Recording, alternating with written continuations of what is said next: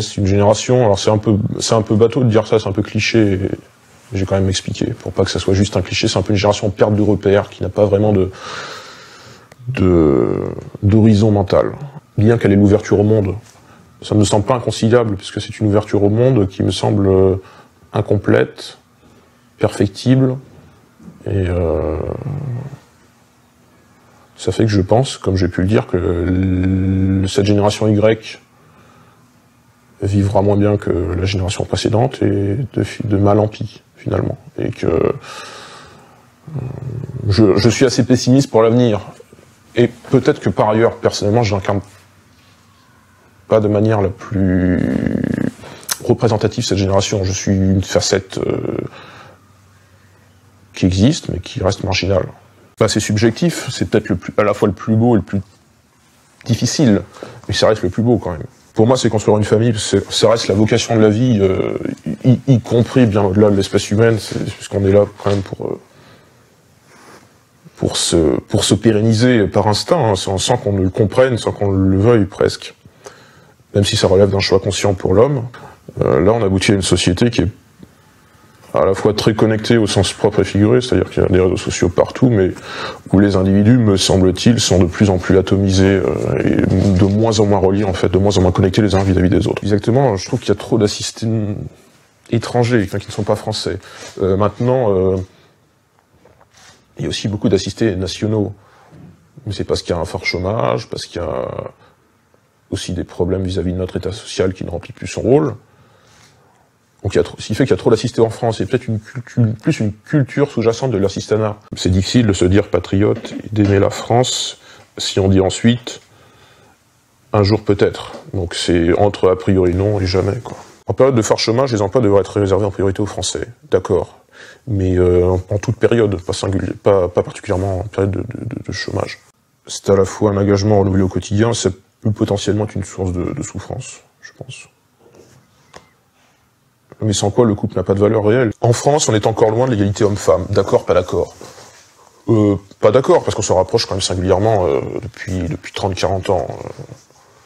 Ça se résorbe, même depuis le droit de vote des femmes, donc depuis un gros demi-siècle. Le service militaire, oui, c'est un idéal de transcendance, d'appartenance collective, de sacrifice, de dévouement, d'altruisme, de don de soi, c'est typiquement un des remparts contre l'individualisme. L'État devrait créer un service obligatoire alternatif à l'armée, un service civil, humanitaire, hospitalier, écologique, social. Pas d'accord, plutôt le service militaire. Je fais un corollaire qui vaut ce qu'il vaut entre immigration et insécurité. Et finalement, ça coupe aussi ma préoccupation sur l'accès au logement. Demain ou dans les prochains mois, participerais-tu à un mouvement de révolte de grande ampleur type mai 68 ? Dans la mesure où j'étais actif concernant le mariage homosexuel, je ne sais pas si ça peut être qualifié d'équivalent, c'est sans doute présomptueux, mais ce faisant, j'ai déjà participé, j'ai déjà milité, pris parti, pris position pour un mouvement un mouvement de révolte qui reste un mouvement de révolte, oui, de contestation, en tout cas, donc oui. Aucun des trois, c'est autre chose pour moi, le mariage. C'est pas la reconnaissance sociale de l'amour. Ce serait bien triste si c'était qu'un bout de papier, parce que ce serait vraiment, je pense, désacraliser le mariage. Mais avoir des enfants, c'est important aussi. Mais le mariage n'est pas que ça.